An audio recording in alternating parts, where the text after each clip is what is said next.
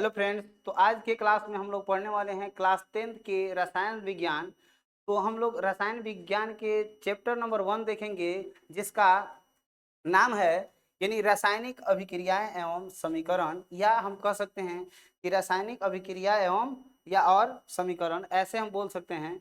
तो सबसे पहले ध्यान से देखिए कि रासायनिक अभिक्रिया क्या है। रासायनिक अभिक्रिया के बारे में हम जानेंगे कि रासायनिक अभिक्रिया क्या होता है। ठीक है, रासायनिक अभिक्रिया किसे कहते हैं, तो इस परिभाषा को हम जानेंगे कि आखिर रासायनिक अभिक्रिया क्या है। देखिए, तो रासायनिक अभिक्रिया कि जैसे समझिए कि जब जब दो या दो से,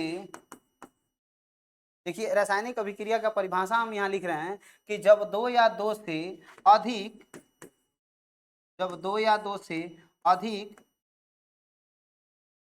पदार्थ मिलकर दो या दो से अधिक पदार्थ मिलकर एक नए गुण वाले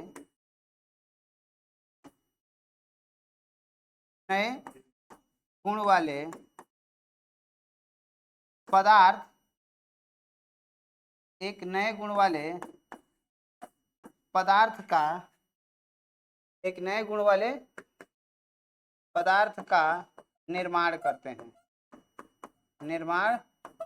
हैं।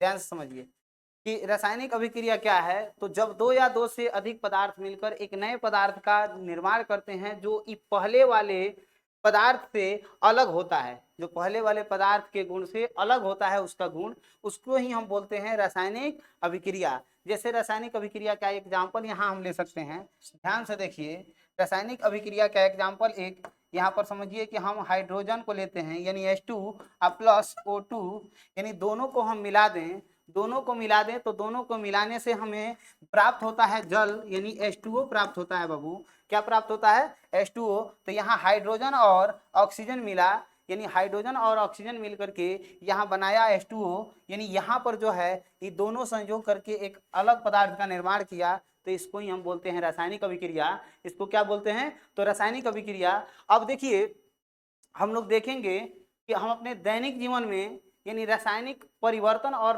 भौतिक परिवर्तन, यानी जितने भी पदार्थ देखने को मिलता है उसमें कुछ ना कुछ परिवर्तन देखने को मिलता है। जैसे दो टाइप के परिवर्तन होता है, एक परिवर्तन होता है भौतिक परिवर्तन और दूसरा का होता है रासायनिक परिवर्तन। यानी भौतिक परिवर्तन क्या होता है और रासायनिक परिवर्तन क्या होता है, अगले स्लाइड में हम देखते हैं। चलिए नेक्स्ट स्लाइड में हम देखेंगे। देखिए यहाँ पर, यानी यहाँ पर दिया है, ध्यान से देखिए कि इस स्लाइड में मतलब भौतिक परिवर्तन यानी दो टाइप के परिवर्तन देखने को मिलेगा। इस हमारे दैनिक जीवन में जितने भी पदार्थ है उसमें दो टाइप के परिवर्तन देखने को मिलता है। एक तो देखने को मिलता है भौतिक परिवर्तन और दूसरा का मिलता है रासायनिक परिवर्तन। भौतिक परिवर्तन क्या होता है? इसमें केवल अवस्था या रूप बदलता है। यानी समझिए कि इसमें पदार्थ का केवल अवस्था या रूप बदलता है, तो इसको हम बोल सकते हैं कि भौतिक परिवर्तन। और जिसमें यानी नए गुण वाले नए पदार्थ का निर्माण होता है, यानी जिसमें नए गुण वाले यानी नए पदार्थ का निर्माण होता है, तो उसको हम बोलते हैं रासायनिक परिवर्तन।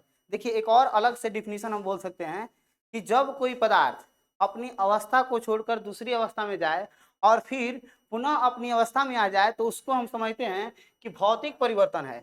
उसको क्या कहेंगे? भौतिक परिवर्तन। और जब कोई पदार्थ अपनी अवस्था को छोड़कर दूसरी अवस्था में जाए और पुनः अपनी अवस्था में ना आए, तो समझिए कि उसको कहेंगे हम रासायनिक परिवर्तन। यह देखिए, यह जो होता है उत्क्रमणीय होता है, यानी जैसे कहने का मतलब ये है कि कोई नया पदार्थ नहीं बनता, इसलिए इसको हम उत्क्रमणीय बोलते हैं। इसमें नया पदार्थ बनता है, इसलिए अनुत्क्रमणीय बोलते हैं। चलिए अब हम देखेंगे, यानी इसके एग्जाम्पल्स को यहाँ पर दिया है कि जैसे बर्फ से, यानी बर्फ से क्या बना? पानी। फिर पानी को हम बर्फ में नहीं बदल सकते हैं, यानी बर्फ से पानी बना और इस पानी को फिर हम बर्फ में बदल मतलब ला सकते हैं, इसलिए इसको हम कहते हैं भौतिक परिवर्तन। लेकिन अगर कागज जल रहा है, यानी कागज को हम जला दे, तो फिर पुनः इसको कागज नहीं बना सकते हैं, इसलिए इसको हम बोलते हैं रासायनिक परिवर्तन। जो पुनः अपनी अवस्था में ना आए उसको रासायनिक परिवर्तन, और जो पुनः अपनी अवस्था में आ जाए तो उसको बोलते हैं भौतिक परिवर्तन। जैसे लोहे में जंग लगना, तो लोहे में जंग लगना रासायनिक परिवर्तन, और यहाँ पर मोम का पिघलना यानी कौन सा परिवर्तन होगा, तो मोम का पिघलना होगा यानी भौतिक परिवर्तन, या मोम का जलना क्या होगा, रासायनिक परिवर्तन। चलिए हम देखते हैं फिर अगले स्लाइड में, यहाँ पर देखेंगे यानी जब दो या दो से अधिक पदार्थ में अभिक्रिया होता है यानी मिलता है लोग, तो नए पदार्थ का नए भिन्न वाले पदार्थ बनता है, नए गुण वाले पदार्थ बनता है। तो इसमें हम लोग को देखने को मिलता है अभिक्रिया के 4 दृश्य प्रमाण, यानी 4 को दृश्य प्रमाण देखने को मिलता है। उससे हम पहचान कर लेते हैं कि रासायनिक अभिक्रिया हुआ है। यहाँ पर देखिए, यदि इनमें से कुछ भी हो रहा है तो एक रासायनिक अभिक्रिया होगा। जैसे यहाँ पर देखिए, रंग में परिवर्तन देखने को मिले, या रंग में परिवर्तन देखने को मिले, या अवस्था में परिवर्तन देखने को मिले, या गैस निकास हो, या तापमान में परिवर्तन देखने को मिले, तो समझिए कि रासायनिक अभिक्रिया हो रहा है। क्या समझिएगा, तो रासायनिक अभिक्रिया हो रहा है। जैसे रंग में परिवर्तन, रंग बदल जाएगा तो समझ जाएंगे ये रासायनिक अभिक्रिया है। अगर अवस्था चेंज हो गया, यहाँ पर अवस्था चेंज हुआ है, तो अब समझिए ये रंग में परिवर्तन हुआ, यहाँ गैस निकल रहा है, तो यहाँ पर जो गैस का निकासी, यहाँ पर भी समझिए अभिक्रिया हो रहा है। यहाँ टेम्परेचर यानी ठंडा है गर्म हो गया, गर्म है तो ठंडा हो गया, यानी तापमान में परिवर्तन, ये भी एक अभिक्रिया का ही रूप है। ऐसे समझिए। आगे हम देखेंगे तो देखिए, अब हम लोग जो देखने वाले हैं यानी ब्रह्मांड का नियम, ब्रह्मांड के नियम को हम जानेंगे, जिसे हम द्रव्यमान संरक्षण सिद्धांत कहते हैं। यानी द्रव्यमान संरक्षण सिद्धांत के बारे में हम जानेंगे कि द्रव्यमान संरक्षण सिद्धांत क्या कहता है। तो कहता है कि देखिए, परमाणु परमाणु न तो बनते हैं, परमाणु न तो बनते हैं और न ही नष्ट होते हैं। यानी यह जो है द्रव्यमान संरक्षण सिद्धांत के अनुसार है कि परमाणु नहीं तो बनते हैं और न ही नष्ट होते हैं, वे सिर्फ अपनी जगह बदलते हैं, यानी अपने स्थान को बदल लेते हैं, केवल अपने स्थान को बदलते हैं। परमाणु न तो बनते हैं और न ही नष्ट होते हैं, यह द्रव्यमान संरक्षण सिद्धांत के अनुसार होता है। ठीक है, हम लोग देखेंगे इसमें, यानी द्रव्यमान संरक्षण सिद्धांत के अनुसार कि परमाणु न तो बनते हैं और न ही नष्ट होते हैं, वे सिर्फ केवल और केवल अपने स्थान को बदल लेते हैं। देखिए, जब रासायनिक अभिक्रिया होता है तो रासायनिक अभिक्रिया में शुरू में जो अभिक्रिया में भाग लेने वाला जो पदार्थ होता है, यानी अभिक्रिया में जो भाग लेने वाले पदार्थ, जैसे यहाँ पर देखिए अभिक्रिया में भाग लेने वाले पदार्थ को अभिकारक कहते हैं, और ये बाईं ओर लिखा जाता है। यानी ध्यान से समझिए कि यहाँ पर जो है, मान के चलिए हम लिखते हैं हाइड्रोजन, यानी हाइड्रोजन को हम H2 लिख सकते हैं, और उसके बाद हम लिखेंगे ऑक्सीजन, जिसको O2 लिख सकते हैं। अब देखिए, ये दोनों पदार्थ रिएक्ट करेगा, यानी अभिक्रिया में भाग ले रहा है। यानी क्या हो रहा है, तो अभिक्रिया में भाग ले रहा है, तो जो अभिक्रिया में भाग लेगा उसे अभिकारक कहेंगे। जो अभिक्रिया में भाग लेगा उसे क्या कहेंगे, तो अभिकारक कहेंगे। और जो यानी अभिक्रिया के बाद, जो अभिक्रिया के बाद पदार्थ बनेगा, यानी प्रोडक्ट जो बनेगा, उसको हम क्या कहेंगे, उत्पाद कहते हैं। उसको क्या कहेंगे, तो उत्पाद कहते हैं। जैसे ध्यान से देखिए, हाइड्रोजन और ऑक्सीजन मिला तो यहाँ बनाएगा क्या, तो H2O बनाएगा, यानी जल का निर्माण करेगा। क्या बनाएगा, तो जल का निर्माण करेगा। तो यहाँ पर ध्यान से समझिए, इसको कहेंगे अभिकारक और इसको कहेंगे उत्पाद। इसमें उत्पाद का निर्माण हुआ है। अब ध्यान से समझिए, यानी कहने का मतलब ये है कि यहाँ पर द्रव्यमान संरक्षण सिद्धांत के अनुसार इस समीकरण को संतुलित करना भी आवश्यक होता है, यानी संतुलित करना जरूरी होता है। ध्यान से समझिए, संतुलित कैसे करेंगे, तो हाइड्रोजन यहाँ पर कितना है, तो 2, यहाँ पर हाइड्रोजन कितना है, 2, यहाँ पर ध्यान से देखिए ऑक्सीजन कितना है, यहाँ पर एरो हम दे सकते हैं बाबू, गिब्स जिसको बोलते हैं। यानी यहाँ पर ध्यान से समझिए, यहाँ हाइड्रोजन 2 गो, यहाँ हाइड्रोजन 2 गो, बराबर है, यहाँ पर कोई दिक्कत नहीं है, हाइड्रोजन की संख्या बराबर। लेकिन ऑक्सीजन यहाँ 2 गो, यहाँ ऑक्सीजन 1 गो, तो यहाँ अनबैलेंस है। यानी यह जो है, यानी समझिए कि यह जो है संतुलित नहीं है। तो संतुलित करने के लिए यहाँ पर सबसे पहले हम क्या करेंगे, यानी हाइड्रोजन यहाँ पर ऑक्सीजन को पूरा करने के लिए यहाँ पर 2 लगाएंगे। तो देखिए 2 जैसे ही लगाए हाइड्रोजन को, यानी ऑक्सीजन को पूरा करने के लिए 2 लगाए, तब तक हाइड्रोजन हो गया अनबैलेंस, यानी हाइड्रोजन 4 गो हो गया, 2 दूना 4, और यहाँ पर ऑक्सीजन 2 गो होगा। 2 लगाए यहाँ पर तो ऑक्सीजन तो 2 पूरा हो गया, लेकिन हाइड्रोजन 4 गो हो गया। तो इधर हाइड्रोजन दुएगो है, तो फिर बराबर करने के लिए यहाँ पर 2 लगाना पड़ेगा, और ये हो गया आपके संतुलित समीकरण। इसके पहले जो था असंतुलित था, अब हो गया संतुलित समीकरण। और देखिए इसी को यानी द्रव्यमान संरक्षण सिद्धांत के अनुसार इसको संतुलित करना अनिवार्य होता है। कई बार आपके एग्जाम में भी पूछा है कि रासायनिक समीकरण को संतुलित करना क्यों आवश्यक है, तो आप बता सकते हैं कि द्रव्यमान संरक्षण के सिद्धांत के अनुसार यानी इसको क्या करना होता है, यानी बराबर करना अनिवार्य है। क्योंकि देखिए यानी हाइड्रोजन और इधर हाइड्रोजन दोनों तरफ अगर बराबर नहीं रहेगा तो इसको कहेंगे अनबैलेंस। ऑक्सीजन इधर जितना है उतना ही इधर नहीं रहेगा ऑक्सीजन, तो ये अनबैलेंस होता है। इसको हम नहीं समझेंगे कि यह संतुलित है। यानी कहीं भी अगर कोई वजन हम मापते हैं तो दोनों तरफ का वजन बराबर होता है, तभी हम मानते हैं कि जो है प्रोडक्ट जो हम ले रहे हैं एकदम एक समान है। तो उसी तरह यहाँ पर जो भी पदार्थ बनेगा इसको संतुलित करना अनिवार्य होता है द्रव्यमान संरक्षण सिद्धांत के अनुसार। इसके जस्ट बाद हम लोग देखेंगे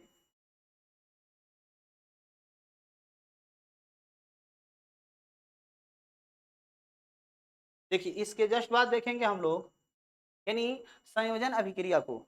यानी संयोजन अभिक्रिया क्या होता है कि इसमें क्या होता है बाबू कि जब दो पदार्थ मिलकर के एक नए पदार्थ का निर्माण करते हैं, जब दो पदार्थ मिलकर एक नए पदार्थ का निर्माण करें तो उसे हम क्या कहते हैं, संयोजन अभिक्रिया कहते हैं। उसे क्या कहते हैं हम, संयोजन अभिक्रिया। यहाँ ध्यान से समझिए, इसको क्या कहेंगे, संयोजन अभिक्रिया। यहाँ पर ध्यान से समझिए कि एक पदार्थ मान के चलिए ए है, एक पदार्थ यानी ए जो है एक पदार्थ हुआ, और दूसरा पदार्थ बी है। यानी दूसरा पदार्थ हो गया यह ए पदार्थ पहल का, और ये दूसरा पदार्थ हो गया। ये दोनों पदार्थ आपस में क्या हुआ, मिल गया, दोनों पदार्थ आपस में जुड़ा।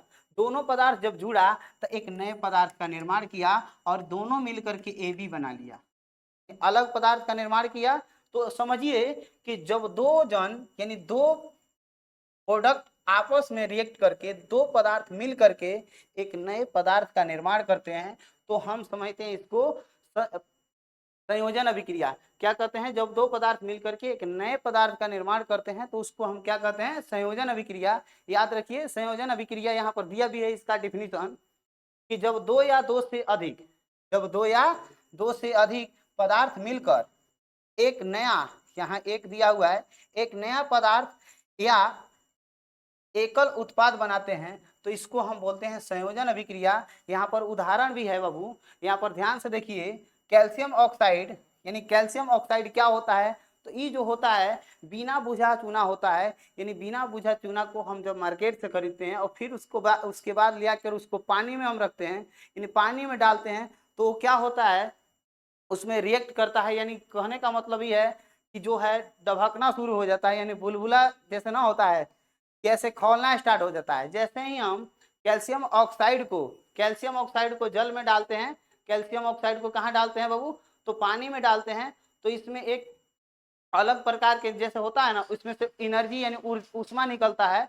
यानी इसको क्या कर देता है, रिएक्ट करके बुझा हुआ चूना में रिएक्ट बना देता है। यानी बुझा हुआ चूना, जैसे बिना बुझा चूना लाते हैं और जल में इसको डालते हैं तो ये बन जाता है बिना बुझा हुआ चूना, यानी कैल्शियम हाइड्रोक्साइड।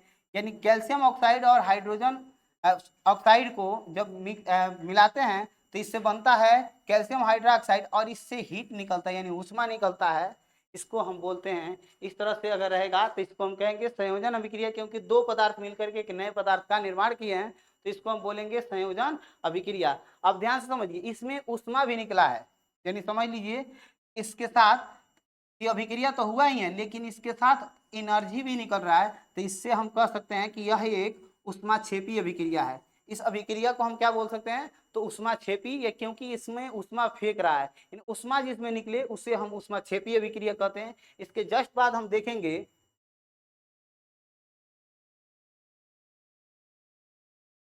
अब हम देखेंगे वियोजन अभिक्रिया। संयोजन अभिक्रिया के जस्ट बाद आ गया वियोजन अभिक्रिया। वियोजन अभिक्रिया क्या होता है, यानी वियोजन अभिक्रिया कहें या इसको कहेंगे अपघटन अभिक्रिया। इसको हम क्या बोलते हैं बाबू, वियोजन अभिक्रिया या अपघटन अभिक्रिया। यानी वियोजन अभिक्रिया जब एक पदार्थ, जब एकल पदार्थ, ऐसा समझिए यहाँ पर दिया भी है परिभाषा कि जब एक पदार्थ टूटकर दो या दो से अधिक नए पदार्थ बनाता है, जब एक पदार्थ टूटकर दो या दो से अधिक नए पदार्थ का निर्माण करता है, जब एक पदार्थ टूटकर दो या दो से अधिक नए पदार्थ का निर्माण करता है तो उसे को हम क्या बोलते हैं बाबू, सॉरी वियोजन अभिक्रिया। यानी वियोजन यानी समझिए कि वियोग हो रहा है, इसमें किसी का अलगाव हो, यानी दो जन के बिछड़ा हो रहा है, ये दो आदमी अलग हो रहा है, इसको हम समझेंगे वियोजन अभिक्रिया या इसको कहेंगे अपघटन अभिक्रिया। अब देखिए वियोजन अभिक्रिया के लिए तीन चीज की आवश्यकता, या तो समझिए प्रकाश की यानी सूर्य के प्रकाश की आवश्यकता हो सकता है, यानी सूर्य के प्रकाश की उपस्थिति में अलग हो सकता है, यानी सूर्य के प्रकाश की जरूरत पड़ता है, या समझिए तो उष्मा ऐसे गर्म करते हैं तब हो सकता है बाबू, या इसको विद्युत दे करके क्या किया जा सकता है, यानी अलग किया जा सकता है। ये तीनों के कंडीशन में ये जो है प्रोडक्ट को तोड़ने का काम करता है। ये तीनों जो नाम हम लिए हैं, सूर्य के प्रकाश, उष्मा और विद्युत, ये तीनों जो है एक पदार्थ को तोड़ने का काम करते हैं। और देखिए ये तीनों जो है, तीनों मेथड यहाँ पर दिया भी है, तोड़ने के तीन कारण है। यानी उष्मा, श्याम श्वेत फोटोग्राफी जिसे हम प्रकाश, सूर्य का प्रकाश बोल सकते हैं, ये एक है विद्युत दे करके अलग किया जाता है। तो इस तरह से प्रोडक्ट को अगर हम तोड़ रहे हैं तो समझिए कि ऐसे अभिक्रिया को हम क्या बोलेंगे, वियोजन अभिक्रिया। अब ध्यान से समझिए, इसमें उष्मा को दिया जा रहा है, उष्मा दिया जा रहा है, यानी उष्मा को ले करके तब न अलग हो रहा है, तो उष्मा दिया जा रहा है यानी उष्मा ले रहा है, तो इसका मतलब हो गया कि उष्मा शोषी अभिक्रिया भी हो सकता है। यहाँ क्या हो सकता है, उष्मा शोषी। अभी दोनों अभिक्रिया को हम समझेंगे इसके अगले स्लाइड में। यहाँ पर ध्यान से देखिए, यहाँ पर कहने का मतलब ये है कि ऊर्जा के खेल यानी उष्माक्षेपी बनाम उष्माशोषी, यानी दोनों अभिक्रिया को हम यहाँ पर अच्छे तरीका से देख लेंगे। देखिए यहाँ पर क्या दिया है कि उष्माक्षेपी अभिक्रिया, यानी उष्माक्षेपी का मतलब हो गया कि उष्माक्षेपी यानी उष्मा फेंकी। ऐसा समझिए कि उष्मा फेंकी तो उसको हम समझ जाएंगे कि अभिक्रिया जो हो रहा है उष्माक्षेपी हो रहा है। अगर उष्मा शोषी, उष्मा अगर शोषी यानी सोख रहा है तो समझिए कि उष्मा शोषी अभिक्रिया, यानी उष्मा अगर सोखी तो समझिए कि उष्मा शोषी अभिक्रिया, अगर उष्मा फेंकी तो समझिए कि उष्मा छेपी अभिक्रिया। ठीक है, बोल सकते हैं कि नहीं। तो यहाँ पर दिया है उष्मा छेपी यानी उष्मा को फेंकी, यहाँ उष्मा सोखी यानी उष्मा शोषी यानी उष्मा सोखी।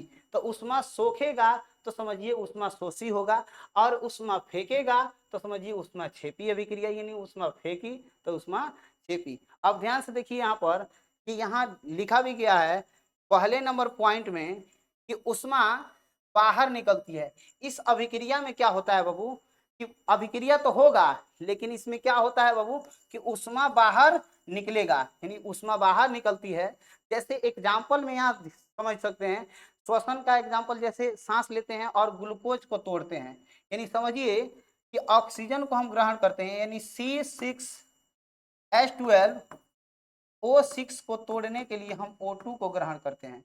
तो अब इसको जब तोड़ते हैं, यानी इसको तोड़ते हैं तो क्या बनाता है बाबू, इसको तोड़ते हैं तो यहाँ बनता क्या है बाबू, CO2 प्लस H2O प्लस, यानी इसके साथ साथ बनता क्या है, एनर्जी बनता है। क्या बनता है बाबू, एनर्जी।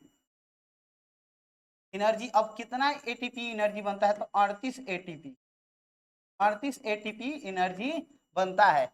तो ध्यान से समझिए यहाँ पर ग्लूकोज का विखंडन हो रहा है और इसको यानी तोड़ा जा रहा है, तो समझिए कि क्या है।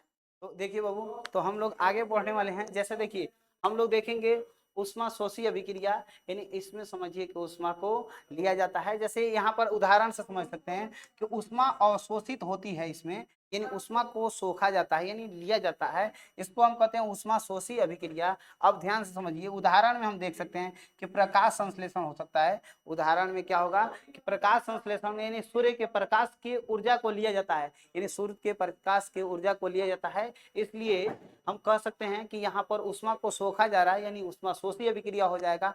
कोई दिक्कत नहीं है। इसके जस्ट बाद हम लोग देखेंगे फिर अगले स्लाइड में, यानी देखिए विस्थापन अभिक्रिया। कौन सा अभिक्रिया है, तो विस्थापन अभिक्रिया को हम देखेंगे। विस्थापन अभिक्रिया क्या है, तो देखिए यहाँ पर डिफिनीशन दिया है कि जब अधिक क्रियाशील, जब देखिए समझिए पहले इसको कि अधिक क्रियाशील तत्व कम क्रियाशील तत्व को, अधिक क्रियाशील तत्व कम क्रियाशील तत्व को विस्थापित कर देता है, उसके स्थान से विस्थापित कर और उसके स्थान पर खुद स्थापित हो जाता है, तो इसको हम समझते हैं कि विस्थापन अभिक्रिया, या इसको एकल विस्थापन अभिक्रिया कहते हैं कि जब कोई पदार्थ यानी जब अधिक क्रियाशील तत्व, ऐसे समझिए, अधिक क्रियाशील तत्व कम क्रियाशील तत्व को उसकी जगह से हटा देता है और हटा करके खुद उसका स्थान ग्रहण कर लेता है, तो उसको हम समझते हैं कि विस्थापन अभिक्रिया होता है। उसको क्या कहते हैं? विस्थापन अभिक्रिया। यहाँ पर समझ सकते हैं कि मान के चलिए ए जो है अधिक क्रियाशील तत्व है और बी जो है कम क्रियाशील तत्व है, और देखिए यहाँ पर बी को अलग कर दिया है और इसके जगह पर ए आके बैठ गया है। ऐसे समझिए कि अधिक पावरफुल आदमी कम पावरफुल को अलग कर दिया और खुद उसके जगह पर विराजमान हो गया, यानी विस्थापित हो गया। तो ऐसे विस्थापन देखने को मिलेगा, तो इस विस्थापन को कहेंगे हम विस्थापन, इस अभिक्रिया को कहेंगे विस्थापन अभिक्रिया। इस अभिक्रिया को क्या कहेंगे? विस्थापन अभिक्रिया। यहाँ पर दिया भी है एग्जाम्पल कि Fe यानी लोहा यानी फेरस, यानी यहाँ पर हम लोहा जो है कॉपर सल्फेट से अभिक्रिया करके, यानी कॉपर को क्या करता है? कॉपर को अलग कर देता है, यानी Fe जो है कॉपर से हार्ड है, यानी पावरफुल में अधिक है, तो इसलिए Fe को क्या करता है?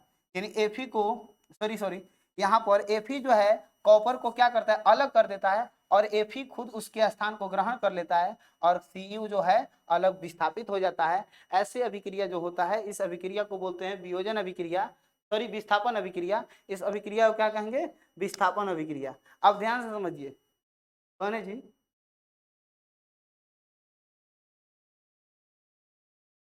तो कहाँ घूम रहे हैं इस टाइम?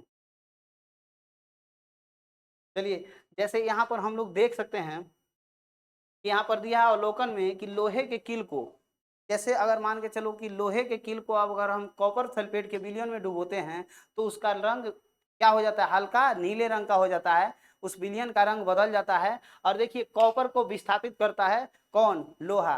लोहा जो है अधिक क्रियाशील तत्व है और कॉपर जो है कम क्रियाशील तत्व है, तो उसको अलग करके खुद उसके जगह पर स्थापित हो जाता है। ऐसे अभिक्रिया अगर देखने को मिले तो इस अभिक्रिया को बोलेंगे विस्थापन अभिक्रिया। चलिए हम नेक्स्ट स्लाइड में देखते हैं।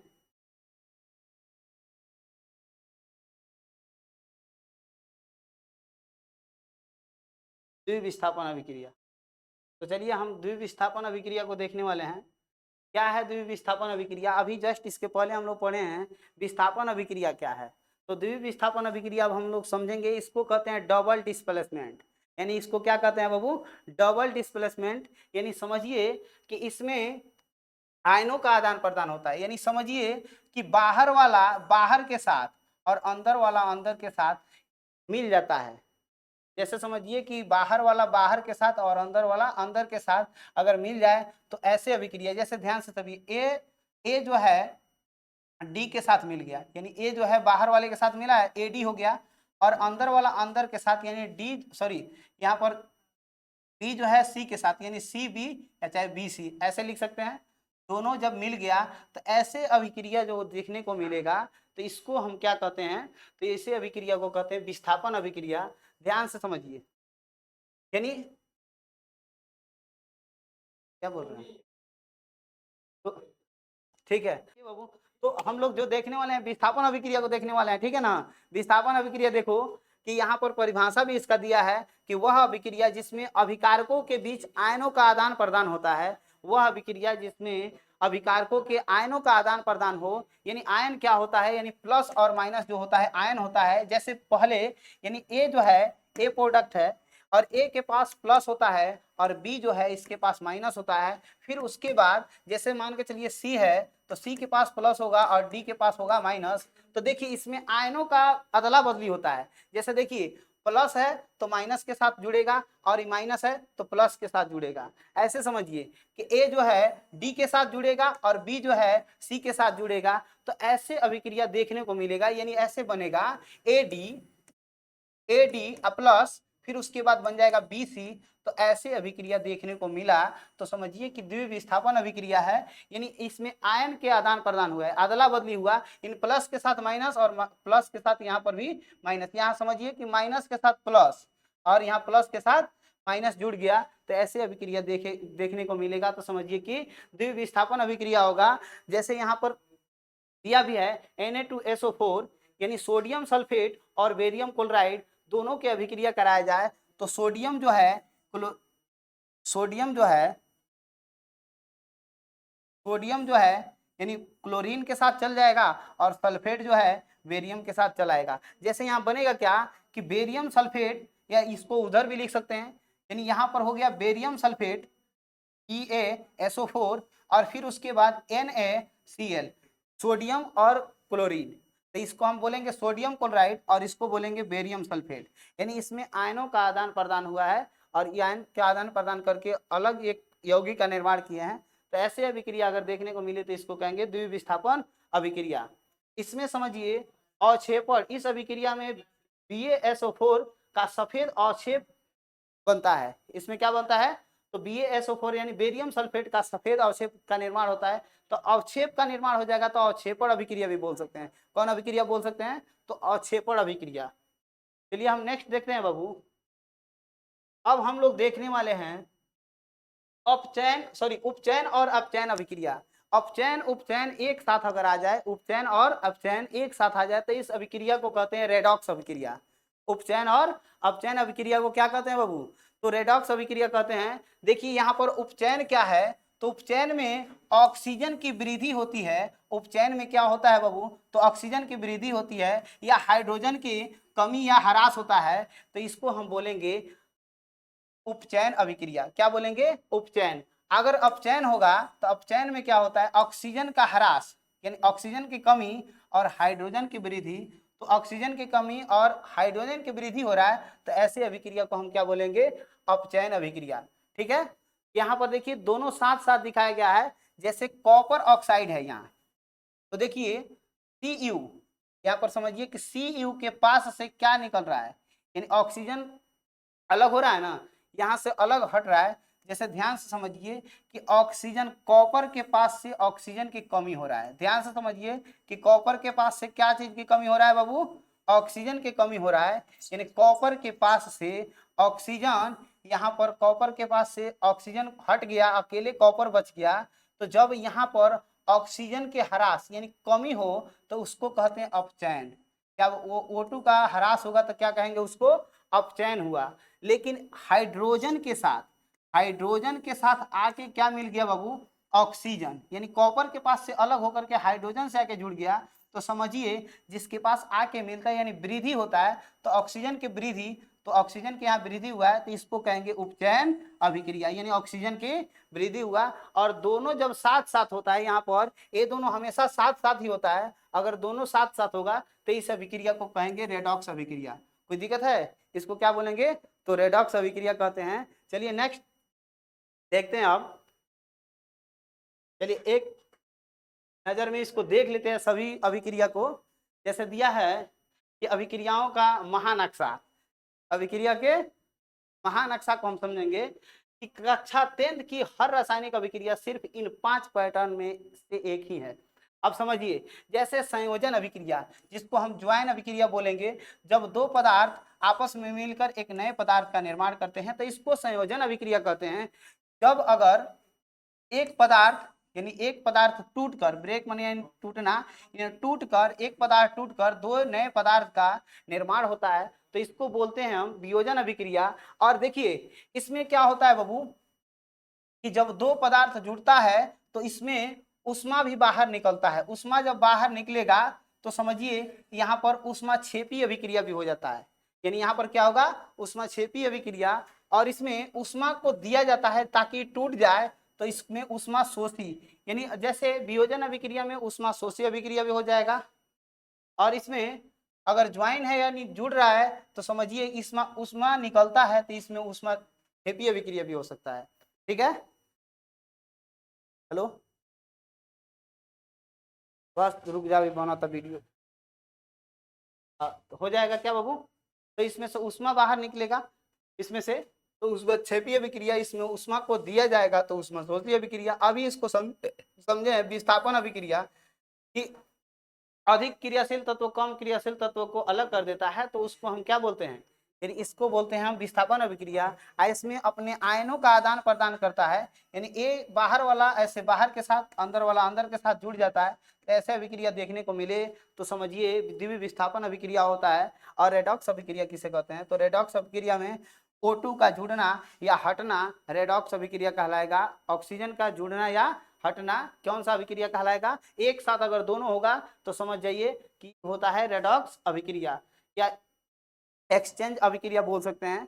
देखिए यहाँ पर ध्यान से देखिए, अब आगे हम जस्ट देखेंगे इसके बाद, यानी यहाँ पर कुछ ऐसे दैनिक जीवन में हम उपचयन का प्रभाव देखने को मिलता है।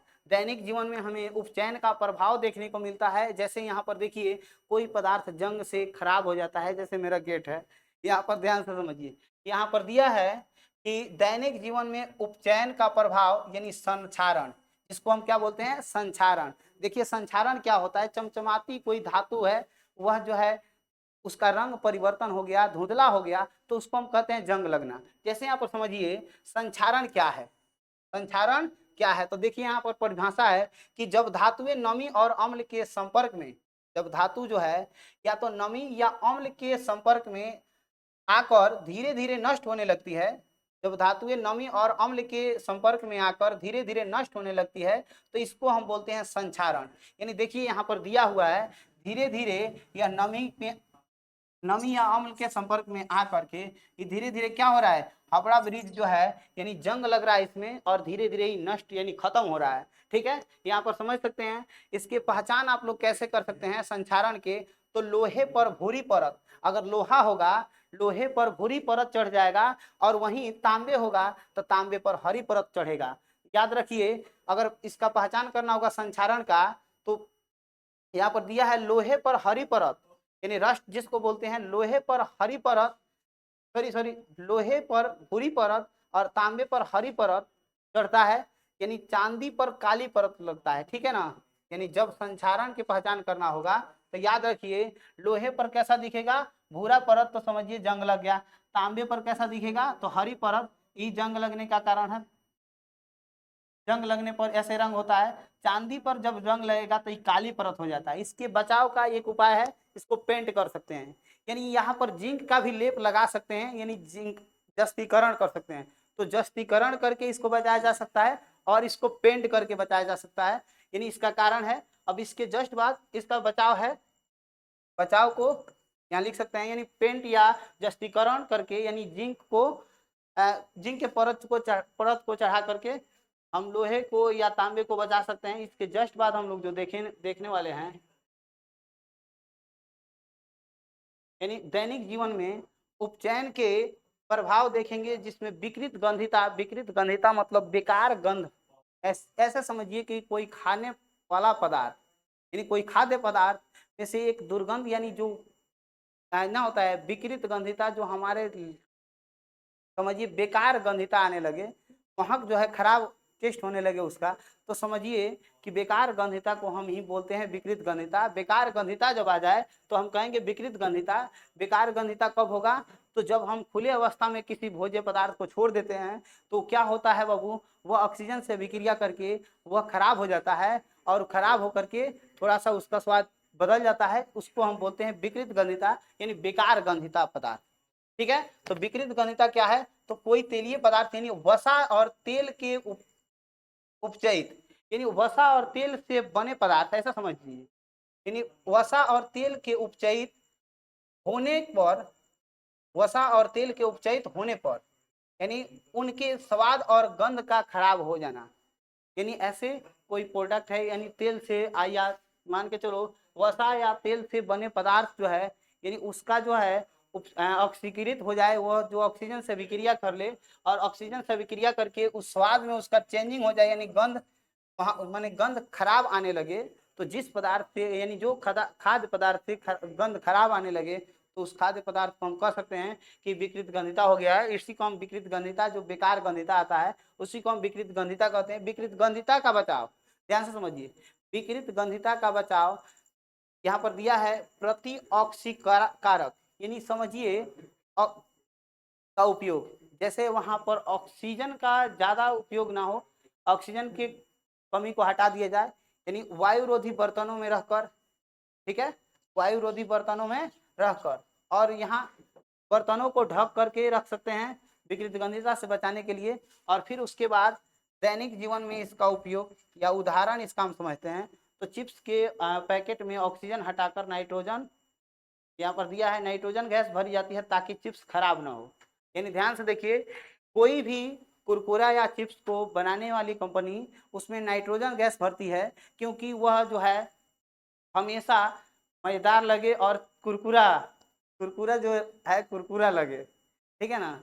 जैसे देखिए, चिप्स के पैकेट में ऑक्सीजन हटा करके नाइट्रोजन गैस भर दी जाती है, जिसके कारण चिप्स खराब नहीं होता है। चाहे कोई कंपनी वाला हो, वह चिप्स में चाहे कोई कुरकुरे वाले कंपनी वाला जो है उसमें क्या कौन सा गैस भर देता है, तो नाइट्रोजन गैस भरता है ताकि वह चिप्स को खराब ना होने दे। यदि कोई भी एग्जाम में पूछा जाए प्रश्न, जैसे चिप्स की थैली में कि कौन से गैस को भरा जाता है, तो याद रखिए नाइट्रोजन गैस को भरा जाता है। चलिए, इसमें से ऑक्सीजन को हटा करके नाइट्रोजन गैस को भर दिया जाता है। चलिए मिलते हैं फिर नेक्स्ट क्लास में, तब तक के लिए